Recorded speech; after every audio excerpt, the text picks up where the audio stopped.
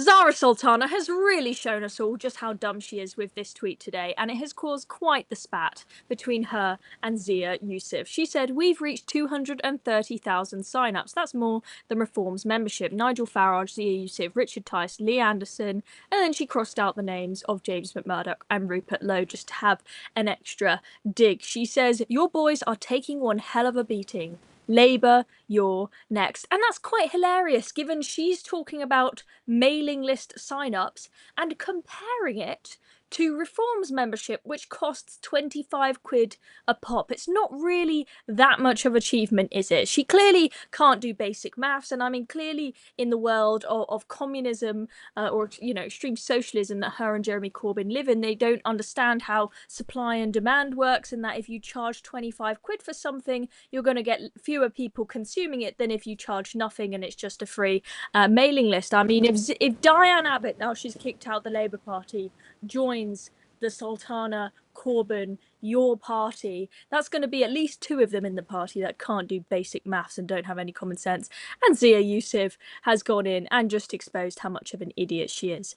He says, "Zara, you currently have 0 paid members compared to our 229,000. The sign-ups to your free newsletter do suggest you'll be taking a chunk out of Labour's vote, though, clearing the way for Nigel Farage. Thank you." That is the best way, I think, to defeat your enemies and put them in their place, is thank them for something. It really does make her look like quite a plonker. And the spat continued. I'm going to show you some more of those tweets in a moment. But before I do, make sure you hit subscribe if you're enjoying this video. Let's take a look at this other reply that Zia Yusuf did, just with an emoji. The picture speaks for itself. He said in that previous tweet I showed you that she is helping Reform by setting up this party with Corbyn, and the polling does seem to show it. I mean, that's quite shocking that you've already got this Jeremy Corbyn party in the grey bar there on 12% in this More in Common poll that was done on the 7th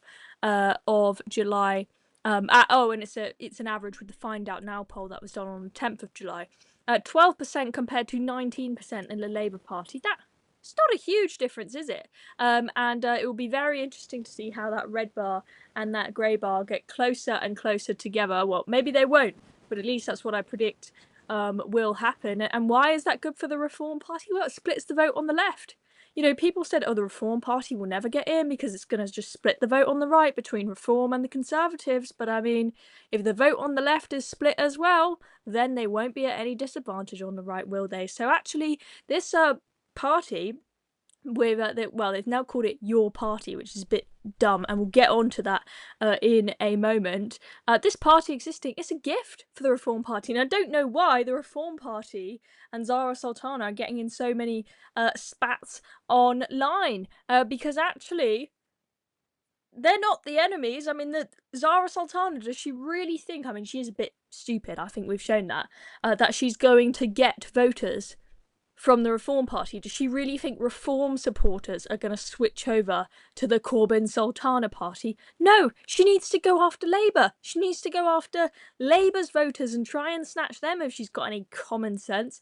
Ben Leo tweeted this: "I cannot believe an MP would tweet this. Comparing 200,000 people paying 25 quid for membership to 230,000 free subscribers is interesting."